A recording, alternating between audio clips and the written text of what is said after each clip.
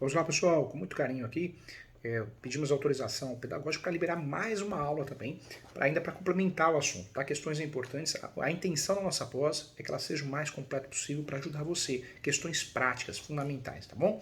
E não poderia deixar de falar sobre a revogação do testamento. Isso é um assunto muito importante que merece uma atenção especial.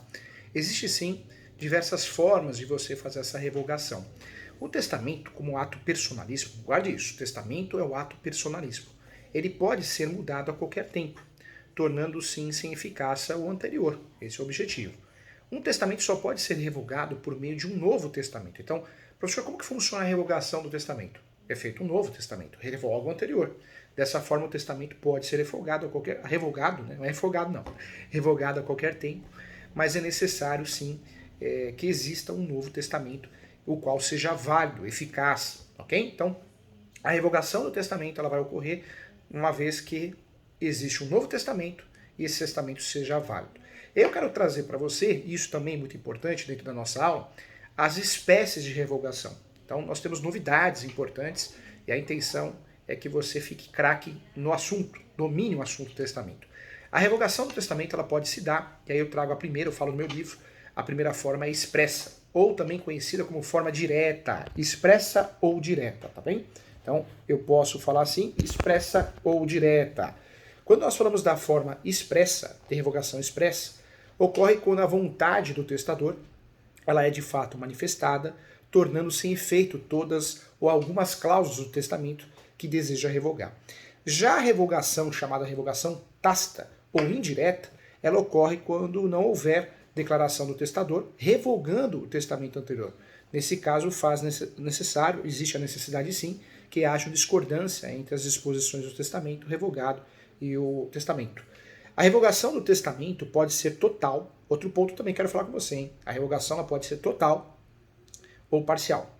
A total quando as cláusulas, né, as cláusulas do testamento forem de fato alteradas, e parcial, quando só parte do testamento foi alterado. O total, integral. Parcial, só parte, algumas cláusulas. Então, somente algumas cláusulas foram alteradas. Como qualquer outro documento legal, assim como o testamento pode ser anulado nas seguintes situações. Aí eu trago para você as verdadeiras teses. Eu já falei aqui que a ação correta para pedir a nulidade do testamento é a ação declaratória de nulidade de ato jurídico. Essa é a ação correta. Nada impede de eu usar o nome da peça, a nomenclatura da peça, a ação declaratória de nulidade de testamento. Nada impede, não está errado. Mas quais são essas teses? E aí eu trago para você. Isso acontece com os vícios do negócio jurídico. Lembrando que o testamento pode ser nulado, nulidade, ação declaratória de nulidade de testamento ou nulidade de ato jurídico, ou existe também a possibilidade de usar uma ação anulatória. Também não está errado você usar a ação anulatória. Quando eu falo das teses, então para qualquer outro documento, o testamento deve ser anulado, e aí sim as teses da anulatória, erro, dolo, coação, simulação, fraude, desentendimento de qualquer formalidade legal, ou desrespeito de qualquer formalidade legal. Então eu trabalho com a anulação. Nesses casos é possível sim a anulação se necessário fazer em juízo e comprovar essa irregularidade, tá? Então, muita atenção em relação a isso. Os efeitos, e aí eu trago para você os efeitos dessa revogação. A revogação terá efeitos, mesmo que o testamento venha a caducar, por exclusão, incapacidade ou renúncia do herdeiro, ela terá os seus devidos efeitos. E caso o testador não cumpra todos os procedimentos legais para a revogação de um testamento, esse será assim inválido, fazendo valer o anterior. Então, também uma regra importante. A abertura do testamento cerrado é outro ponto que eu quero trazer para você. Se o testador abrir ou permitir que alguma pessoa abra o testamento cerrado, escrito e assinado pelo próprio testador ou por outra pessoa a seu pedido, este também será considerado revogado. Tá? Então, um ponto importante acontece muito. Hein? Se no ato da abertura da sucessão, o testamento cerrado não for encontrado, será considerado revogado também, uma outra situação que acontece muito.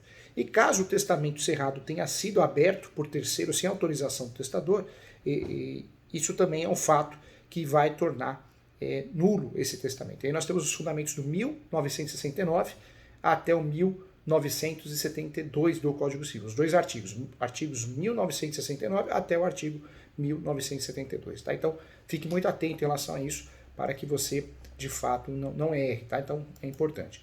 Falando ainda sobre as disposições testamentárias, o que eu queria trazer para você? Nós precisamos classificar essas disposições testamentárias e existem classificações importantes. E aí eu trago para você. Existe a disposição testamentária classificada como pura e simples, que é aquela sem imposição de cláusula. Existe aquela que é de fato com uma cláusula, ou diante de uma condição, com condições para certo fim ou modo, né? Certo motivo. Passou na faculdade, o testamento vai ter validade. Se formou em medicina, o testamento vai ter validade. Então, existe essa possibilidade. Isso é estudado nas formas das disposições do testamento. Nós estamos estudando nesse momento as disposições testamentárias. Diante dessas disposições testamentárias, o que eu trago para você também?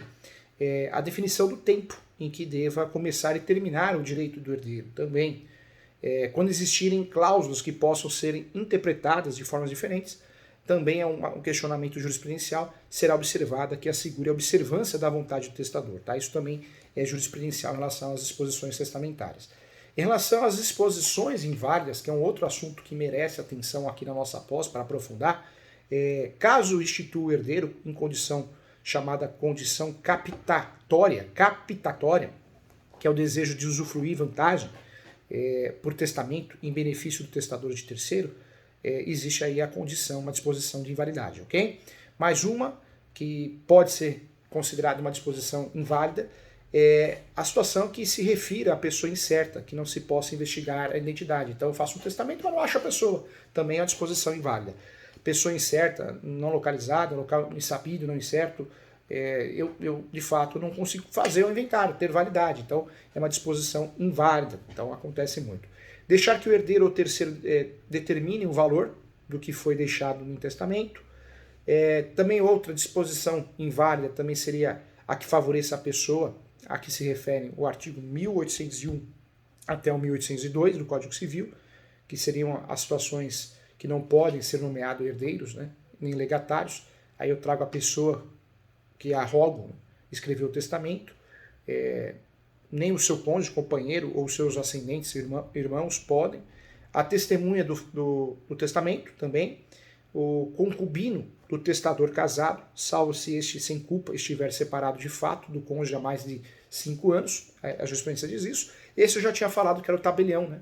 O tabelião civil, militar, ou comandante ou escrivão perante o que fizer, ainda que fizer ou aprovar o testamento.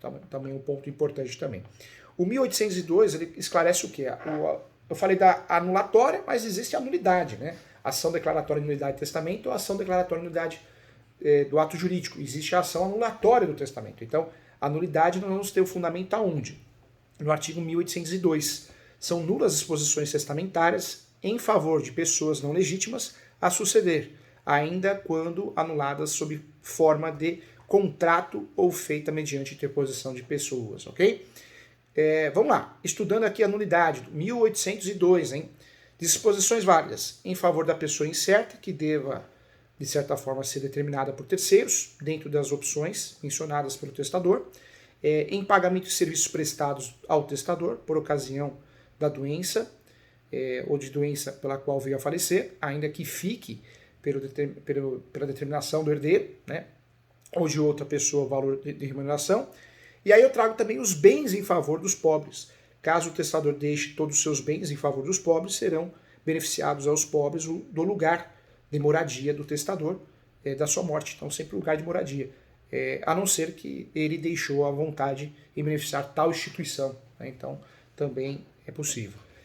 Erro de designação, também muito comum. O erro de designação do testamento é o erro na designação da pessoa, do herdeiro ou do legatário, do que será herdado. Isso vai gerar anulação da disposição, a não ser que hajam outros documentos ou fatos para que possa identificar a pessoa ou coisa que o testador queira referir-se. Tá?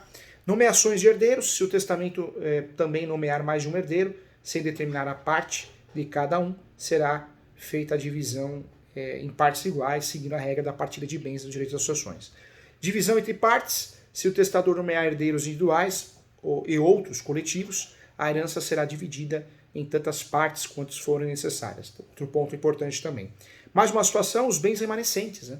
E aí a regra jurisprudencial total, se forem determinados a parte dos bens de alguns herdeiros e de outros não, de fato será distribuído igual a estes que restar os primeiros herdeiros. Então, de fato. E aí, após a divisão dos bens para cada herdeiro, isso é importante, e ainda houverem outros bens a serem partilhados, o residual, chamado residual, esses pertencerão de fato aos herdeiros necessários, aos herdeiros legítimos, né? Segundo a ordem de vocação hereditária, segue o direito às sucessões, aqueles bens que não foram objeto de inventário. Então, ponto importante.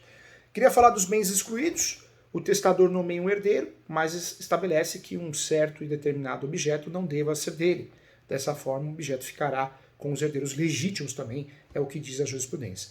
E a anulação das exposições, eu trago aí, serão nulas as exposições que contêm erros, dolo e coação, como já tinha falado, a disposição poderá ser anulada num prazo de 4 anos contados do momento em que o interessado tiver conhecimento dos fatos. Lembrando que a anulatória, 4 anos, já a nulidade não tem prescrição. Então, fato importante, são 2 ações que nós podemos usar com finalidades e fundamentos diferentes. Então, é importante falar sobre isso para que a gente não erre, né, gente? Para que a gente tenha sucesso aí. Trago também aqui os legados, né? E aí quero deixar claro aqui o que seria legado, professor Júlio, para classificar e deixar a nossa aula bem completa. O legado se caracteriza assim, como uma coisa certa e determinada, deixada para alguém, chamado legatário, através de um testamento ou codizílio, que nós já estudamos. Quando há legado? A pergunta, e eu trago a resposta. Só legado se houver o testamento, uma vez que é através dele que o testador exterioriza sua vontade de fato de dispor um ou mais bens na forma de legados, né? E aí podemos especificar cada um deles de forma individual.